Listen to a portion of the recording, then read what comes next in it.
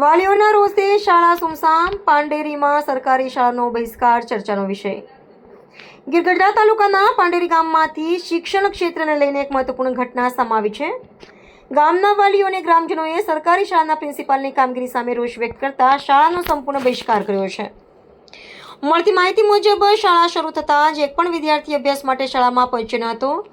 વાલીઓનો આક્ષેપ છે કે શાળામાં વિદ્યાર્થીઓના સર્વાંગી વિકાસ માટે જરૂરી શૈક્ષણિક, સાંસ્કૃતિક અને સ્પર્ધાત્મક કાર્યક્રમોનું યોગ્ય આયોજન થતું નથી, જેના કારણે બાળકોના વિકાસ પર અસર પડી રહી છે।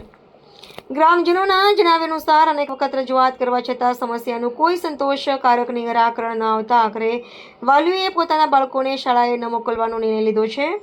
હાલ સમગ્ર ગામમાં મુદ્દે ભારે ચર્ચા ચાલી રહી છે।